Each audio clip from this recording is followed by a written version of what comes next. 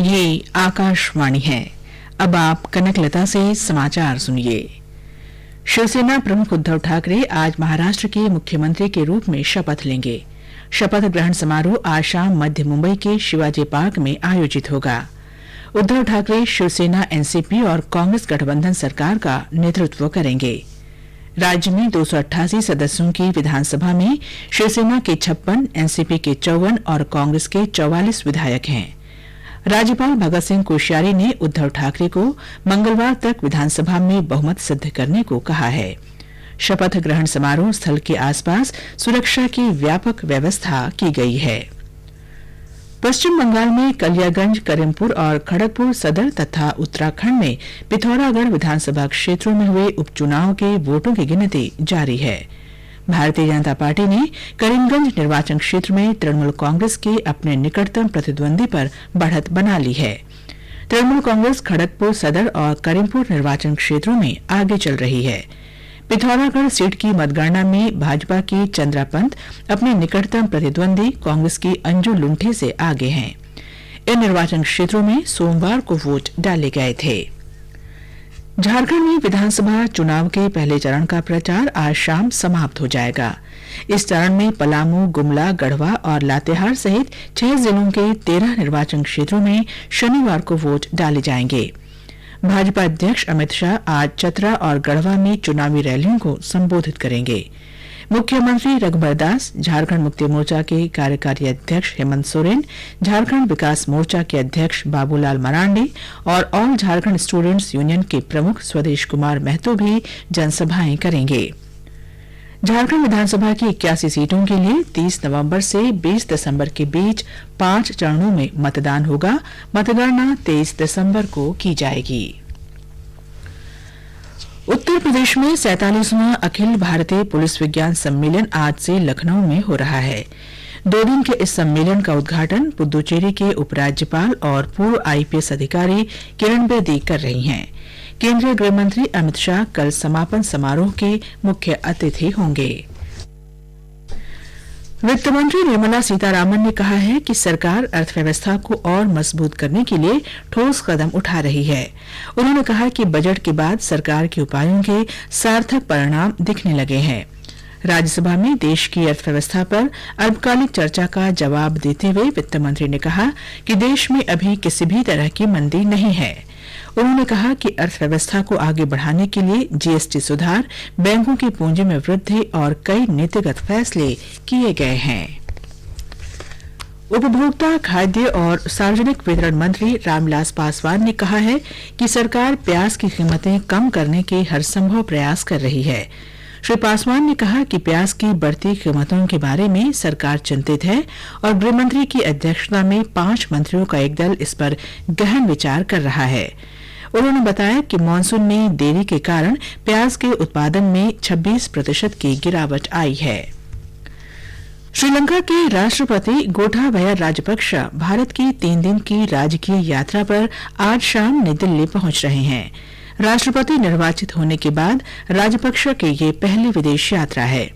यात्रा के दौरान वे प्रधानमंत्री नरेंद्र मोदी के साथ वार्ता करेंगे। उनका राष्ट्रपति रामनाथ कोविंद से भी मिलने का कार्यक्रम है। विदेश मंत्री सुब्रमण्यम जयशंकर भी श्रीलंका के राष्ट्रपति से मिलेंगे। हिमाचल प्रदेश के मध्यम और ऊंचाई वाले कई पहाड़ी इलाकों में ताजा बर्फबारी होने से आज कुन्नूर जिले में स्कूल बंद करने पड़े। बर्फबारी के बाद तेज सर्द हवाएं चल रही हैं। पुलिस का कहना है कि शिमला जिले में कुफरी, नारकंडा, खड़ा पत्थर में रात भर हुए हिमपात के बाद चीनी बांग्ला सड़क मार्ग बंद कर दिया गया है। कुन्नूर जिले के पूहू और कल्पा के 2 उपमंडलों में कल भारी बर्फबारी के बाद स्कूल बंद कर दिए गए। राष्ट्रीय राजधानी दिल्ली के कुछ इलाकों में आज सुबह हल्की बारिश से शहर की वायु गुणवत्ता में और सुधार हुआ है। आज सुबह करीब 9 बजे दिल्ली का वायु गुणवत्ता सूचकांक 136 दर्ज किया गया। कल बारिश और हवा चलने से दिल्ली की हवा की गुणवत्ता में सुधार हुआ और गुणवत्ता मध्यम श्रेणी में आ गई। इसके साथ ही ये समाचार बुलेटिन समाप्त हुआ। The headlines. Gotabaya Rajapaksa to reach New Delhi this evening on his first visit to India as the President of Sri Lanka. Saudi Arabia elected to UNESCO World Heritage Committee for the first time. In Afghanistan, 15 civilians killed in a Taliban attack in northern Kunduz province. In Nepal, Indian Women's Association gifts electric vehicles for the pilgrims visiting Pashupati temple. The President of Sri Lanka, Gotabaya Rajapaksa, will reach New Delhi this evening on a 3-day state visit to India. This will be his first official visit abroad after resuming office on the 21st of this month. During the visit, Gotabaya Rajapaksa will be accorded a ceremonial reception at the forecourt of Rashtrapati Bhavan tomorrow. He'll pay homage to the father of the nation, Mahatma Gandhi, at Rajghat. On the same day, the Sri Lankan President will hold talks with the Prime Minister. A report from our Colombo correspondent.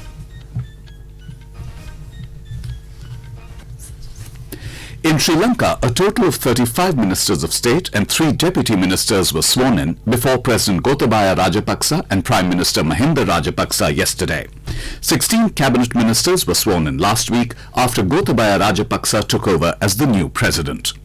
Speaking on the occasion, the president said, ministerial portfolios are important responsibilities rather than privileges. Mr. Gotabaya said, they need to motivate the state sector and move towards a new era. The president said they are not able to grant positions for everyone who worked for them politically, considering the limitations in the constitution. He said those positions were created considering the needs of the people that they had identified in their manifesto and during the election campaign. The president requested the cabinet ministers to give the state and deputy ministers a chance to work and assign responsibilities to them. A key congressional committee in the House of Representatives has invited U.S. President Donald Trump to attend or send his officials to participate in the impeachment hearings against him. The House Judiciary Committee will hold its first impeachment hearing against Trump on the 4th of December. Gerald Nadler, the Democratic chairman of the House Judiciary Committee, said Mr. Trump could either attend or stop complaining about the process. It would mark the next stage in the impeachment inquiry, which centers on a July phone call between Mr. Trump and Ukrainian President Volodymyr Zelensky. In that call, President Trump asked Mr. Zelensky to investigate Joe Biden, currently the frontrunner to be the Democratic candidate in next year's presidential election, and his son Hunter Biden, who had previously worked for a Ukrainian energy company, Burisma. The probe is looking into whether Mr. Trump used the threat of withholding U.S. military aid to pressure Ukraine into investigating the Bidens. The president has denied any wrongdoing and has called the inquiry a witch hunt. The new European Union chief has insisted that the bloc would not replace NATO as guarantor of European security as the backlash to French President Emmanuel Macron's criticism of the alliance rumbles on. Ursula von der Leyen, the incoming European Commission President, became the latest major European leader to distance herself from a pugnacious Macron interview, in which he said NATO was suffering brain death and that Europe could defend itself. French President Emmanuel Macron's comments have caused a rift with Germany, with Chancellor Angela Merkel breaking with her usual reserve to slap down unnecessary sweeping judgments and anger among Eastern European allies, who see NATO as a vital bulwark against Russian aggression. President Sheikh Khalifa bin Zayed Al Nahyan has reiterated UAE support for the aspirations of the Palestinian people to self-determination, highlighting the country's regional and international efforts to ease their suffering. He made the statement as part of a solidarity message directed to Ambassador Chai Knyang, chair of the United Nations Committee on the Exercise of the Inalienable Rights of the Palestinian People on the occasion of the International Day of Solidarity with the Palestinians, which falls on the 29th of November. The Emirates news agency reported that Sheikh Khalifa, in a message, highlighted the unprecedented critical period witnessed by the Palestinian people, stressing that it is the UN's responsibility to end the suffering of the Palestinian people and urging Israel to end its unilateral measures and occupation. In Iraq, protesters set on fire the Iranian consulate in the holy city of Najaf yesterday in escalation of anti-government demonstrations that have left more than 350 people dead. AFP news agency reports that tall flames and thick clouds of smoke rose from the entrance of the consulate. The protesters broke into the building, which had been apparently evacuated of its Iranian staff. Security units fired tear gas that wounded several dozens, but ultimately retreated as hundreds of people encircled the consulate and lit tires, blankets, cardboard and other items. Iran's consulate in Karbala city was targeted earlier this month, and security forces defending the site shot 4 demonstrators dead at the time. According to medical and security sources, 2 protesters were shot dead in the capital Baghdad yesterday. This is All India Radio giving you the news. For quick news updates, visit our News on AIR app and follow us on Twitter @AIR News Alerts. You can also visit our website www.newsonair.com and our YouTube channel News on AIR Official. You're listening to our program Prime Meridian, where we bring you news from across the globe. The Kingdom of Saudi Arabia, a member state of the United Nations Educational, Scientific and Cultural Organization UNESCO, has been elected to the World Heritage Committee for the first time, days after winning the membership of the UNESCO Executive Board. Prince Badr bin Abdullah bin Farhan, Minister of Culture of the Kingdom of Saudi Arabia, who is also chairman of the National Committee for Education, Science and Culture, said that the kingdom's election to the World Heritage Committee shows the international community's confidence in the kingdom's standing and supportive role for preserving the world heritage. The United Arab Emirates and Saudi Arabia have signed 4 Memoranda of Understanding or MOUs during the second meeting of the Saudi Emirati Coordination Council in Abu Dhabi. The meeting, chaired by Sheikh Mohammed bin Zayed Al Nahyan, Crown Prince of Abu Dhabi and Deputy Supreme Commander of the UAE Armed Forces, and Prince Mohammed bin Salman bin Abdulaziz, Saudi Arabia's Crown Prince, Deputy Prime Minister and Minister of Defense, also reviewed 7 strategic initiatives. The meeting comes as part of efforts by the 2 countries to activate all aspects of cooperation that leads to full integration in economy, knowledge, human development and military. Prince Mohammed bin Salman bin Abdulaziz, Saudi Crown Prince, arrived in the UAE on Wednesday on a state visit. The 2 leaders are also expected to discuss regional issues and issues of mutual interest. A strong 6.1 magnitude undersea earthquake shook the Greek island of Crete yesterday and was felt in other parts of the country. Crete Regional Governor Stavros Arnautakis told State TV ERT that it was a major earthquake. However, no damage has been reported so far. The Athens Observatory said the quake struck at 9:23 a.m. local time and had a depth of over 70 kilometers. The tremor occurred a day after a 6.4 magnitude earthquake in Albania that has left more than 20 dead and hundreds injured. Greece lies on major fault lines and is regularly hit by earthquakes, but they rarely cause casualties. South Korea's military yesterday fired warning shots today to repel a North Korean merchant ship after it violated their disputed Western Sea boundary. Seoul's Joint Chiefs of Staff said that it believes the North Korean ship crossed the sea boundary due to bad weather and engine problem. No further violence was reported. It's the second time that South Korea has fired warning shots to drive back a North Korean ship in the area since South Korea's current Liberal government took office in 2017. The first incident happened in September. Ties between the 2 Koreas are strained amid a stalemate in US-led diplomacy on ending the North Korean nuclear crisis. 26 Palestinians were injured in the early hours yesterday during clashes with the Israeli armed forces near Joseph's Tomb, located on the outskirts of the northern West Bank city of Nablus. According to Palestinian news services WAFA, the Israeli soldiers attacked the Palestinians as they were attempting to block access for Jewish settlers to the site. Joseph's Tomb is one of the Jewish shrines located on the West Bank territory, visits to which require special permission from the army's high command. The tomb has more than once been the site of violence between Palestinians and Israelis.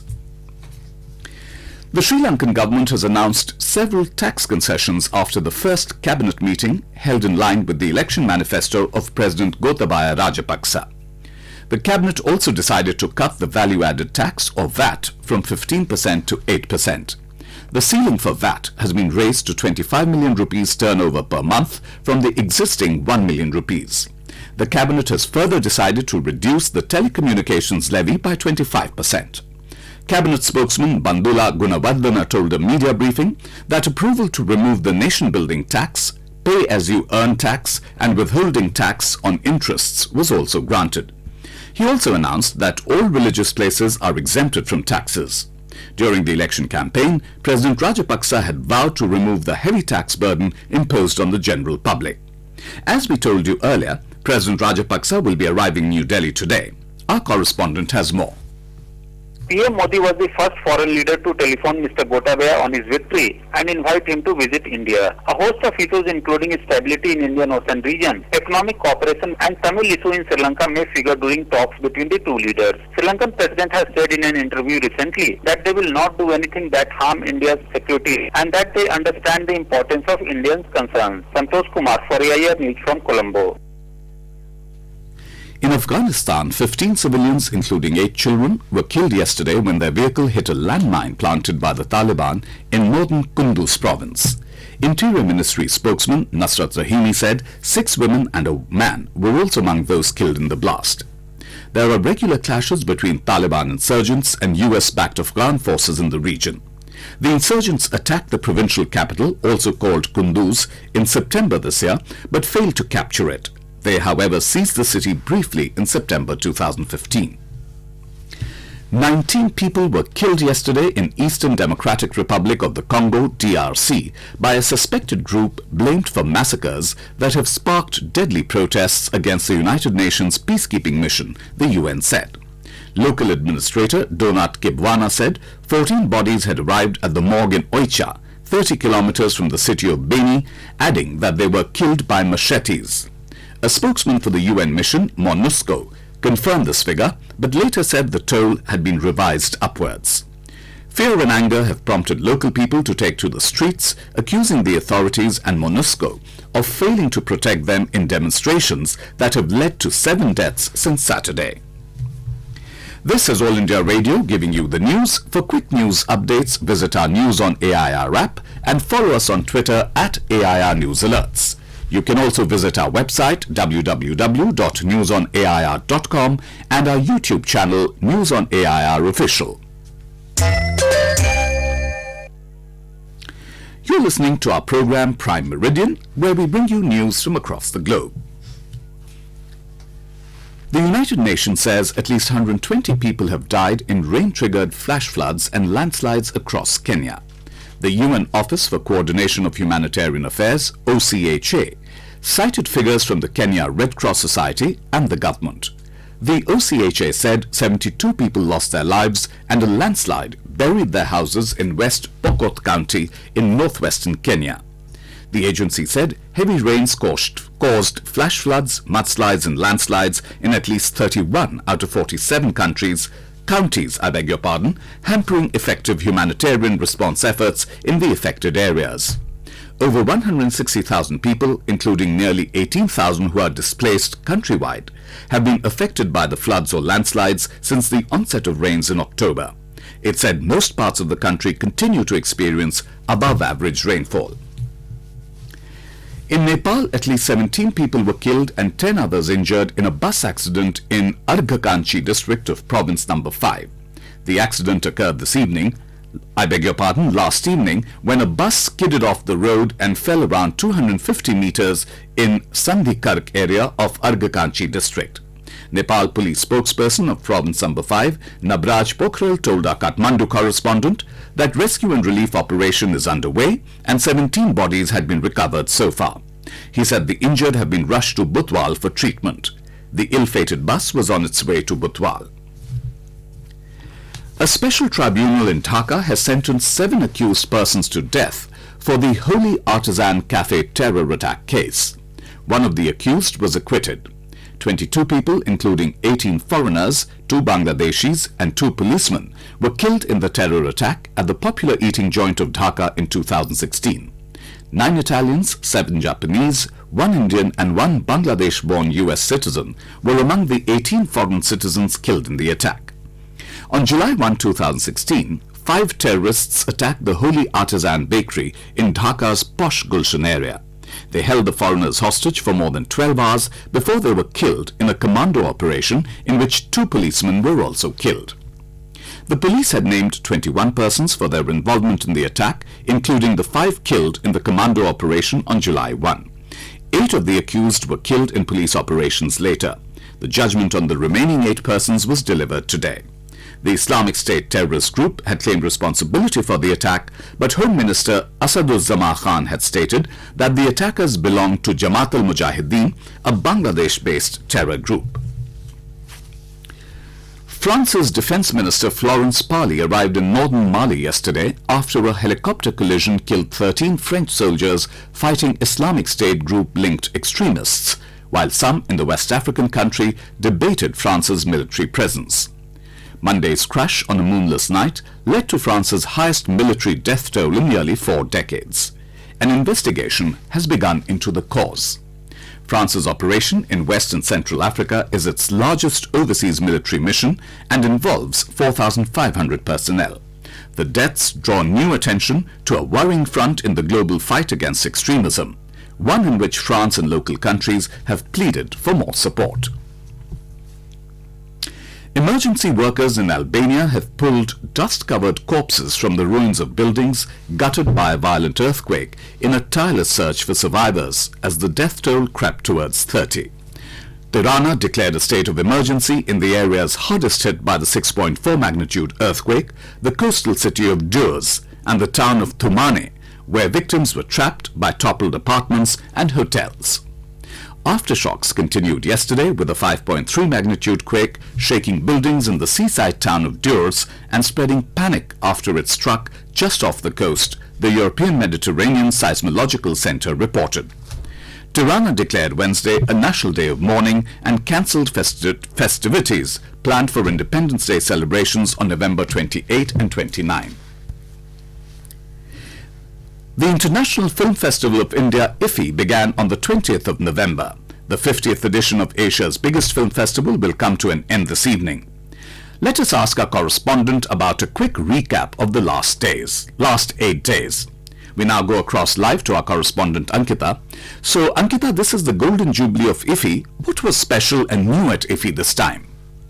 Sanjay, the last 8 days have been some of the most exciting in the history of film festivals in India. The Golden Jubilee edition IFFI at 50, it saw over 200 films being screened for over 10,000 delegates. And not just this, but masterclasses and in-conversation sessions drew the largest crowds. Since the opening ceremony last week on the 20th of November, delegates have been having the time of their lives. Sanjay. So, Ankita, today will be the... could you tell us something more about the opening ceremony? Sanjay, the opening ceremony was a grand show, filled with music and cinema's biggest stars. Amitabh Bachchan, Rajnikant, both superstars were honored. And international stars like actors Isabelle Huppert, Jonathan Rhys-Meyers, and international jury chairperson and director John Ira Bailey were also in attendance. The musical genius of Shankar Mahadevan was on display. He wowed the audience with foot-tapping fusion music. Sanjay. And were you able to watch some films? Sanjay, the unconventional films, a filmmaker in focus, Takashi Miike, restored classics of Satyajit Ray and Uday Shankar were all screened at IFFI this time, and in fact Oscar-winning films like the Mafia film The Godfather and World War II musical The Sound of Music, they were showcased on the big screen after years. So these are some of the films that I had the opportunity to watch. Sanjay. Ankita, you also mentioned some special masterclass sessions. More than 30 masterclasses and in-conversation sessions were conducted this time at IFFI. Filmmakers like Priyadarshan and Imtiaz Ali, actors like Prasenjit Chatterjee and Vijay Deverakonda, and in fact choreographer Farah Khan also held such sessions for packed audiences. Just last evening, music of Maestro Ilai Raja did a live musical composition in front of a gathering of over 900 fans. I mean, watching that was truly beautiful. Sanjay. So today is the closing ceremony. What would you be looking forward to in the closing ceremony?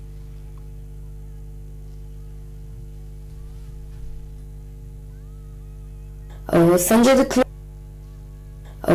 the closing ceremony of IFFI at 50, of course, I'm looking forward to it. It's to be held this afternoon in Goa, and the theme of the event is Ek Bharat Shresth Bharat, and the Union Minister of Information and Broadcasting, Prakash Javadekar ji, and Goa Chief Minister Pramod Sawant, they're both expected to be present. They will be presenting the Golden Peacock Awards as well. And Hari Haran with his band Colonial Cousins will also be performing during the ceremony. Sanjay. Thank you, Ankita, for all that detailed information about IFFI. And if you want to listen to more updates, you can catch the midday news this afternoon at 2 p.m. Australian writer and broadcaster Clive James, known around the world for his dry wit, has died. He was 80. Diagnosed with leukemia in 2010, the author and critic had movingly written about his terminal illness during the final years of his life. According to a statement from his agents, he died at home in Cambridge on Sunday, almost 10 years after his first terminal diagnosis. A private funeral was held yesterday in the chapel at Pembroke College. Born in 1939, he moved to England in 1961 and rose to prominence as a literary critic and TV columnist. He went on to deliver wry commentary on international programming in such shows as Clive James on television. In Nepal, the Indian Women's Association has gifted electric vehicles for pilgrims visiting the world-famous Pashupati temple. President of the association, Namrata Puri, handed over the keys of the vehicles to Dr. Pradeep Dhakal, Member Secretary of the Pashupati Area Development Trust in Kathmandu yesterday. Our correspondent Rajkumar has filed this report. Indian Women's Association in Nepal has donated 2 electric vehicles to Pashupati Area Development Trust. President of the association, Namrata Puri, handed over vehicles to Dr. Pradeep Dhakal, Member Secretary of the Trust in Kathmandu on Wednesday. Indian Ambassador to Nepal, Manjeev Singh Puri, was also present on the occasion. Mrs. Namrata Puri said the vehicles will be very useful for pilgrims visiting Holy Pashupatinath temple. Pilgrims from all over the world come, not only from India and Nepal, and it's the holiest of holiest shrines for Hindus. So we just imagine there are people who are coming, who are infirm, who are not well, or handicapped, differently abled, young women and children. So this will aid them in making movement in the complex easy. So we just thought nothing could be better than this for our association to be associated with. Member Secretary of Pashupati Area Development Trust, Dr. Pradeep Dhakal, expressed gratitude towards Indian Women's Association for its noble initiative. अभी हमने जो यहाँ पे 9 vehicle zone declare किए हैं, उससे parking से यहाँ तक पैदल आने में दिक्कत जिसको होती थी अब वो कम होगी. हम उम्मीद करते हैं कि ऐसे जो हमारे इंडियन वुमेन एसोसिएशन ने जो दी हैं, ऐसी परंपरा बाद में भी चलता रहेगा. The vehicles will also create employment opportunity for women. Indian Women's Association provides a forum for interaction with Nepali women and works to promote goodwill and friendship between the Indian and Nepali community. This step will be another milestone in strengthening age-old cultural and religious ties between India and Nepal and bringing people of the two countries closer. Rajkumar, AIR News, Kathmandu. The Indian community in Berlin commemorated Constitution Day with great enthusiasm. The commemorative event included the reading of the preamble of the Constitution of India in Hindi and English and the screening of a short documentary film titled Spirit of Freedom on the Constitution of India. Addressing the gathering, Ambassador of India to Germany, Mukta Datta Tomar, said that Constitution Day was a tribute to the great leaders who worked hard to give India her constitution. She said the Constitution serves as the lodestar, ensuring the strengthening of democracy and integrity of the nation. She remembered Dr. B.R. Ambedkar for his immense contribution in the making of the Indian Constitution. Ashok Kachru, a prominent member of the Indian community in Berlin and one of the earliest Indian settlers in Germany, recounted the significance of the Indian Constitution and the guiding principles that continue to inspire those who have adopted a new land to settle down. A photo exhibition on the making of the Indian Constitution was also inaugurated at the event. This is All India Radio giving you the news. For quick news updates, visit our News on AIR app and follow us on Twitter at AIR News Alerts. You can also visit our website www.newsonair.com and our YouTube channel News on AIR Official. You're listening to our program Prime Meridian, where we bring you news from across the globe. US President Donald Trump has signed 2 bills into law supporting the Hong Kong protesters. The first one would require the State Department to certify once a year that Hong Kong is sufficiently autonomous to retain its special US trading consideration.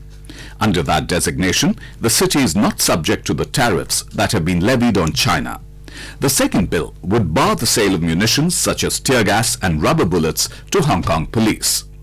In a statement, President Trump said the bills were being enacted in the hope that leaders and representatives of China and Hong Kong would be able to amicably settle their differences, leading to long-term peace and prosperity for all.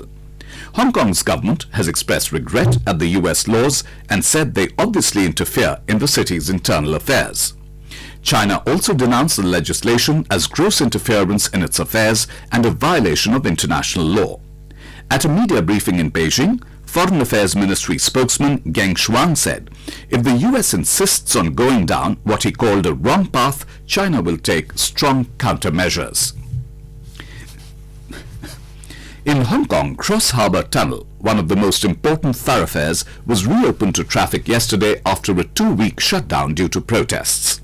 The tunnel connecting Hong Kong Island and Kowloon was closed on November 13 when confrontation between protesters and riot police flared up in the nearby Polytechnic University. Protesters hurled petrol bombs and set fire to checkpoints before being holed up in the nearby university campus, which led to a dramatic week-long siege.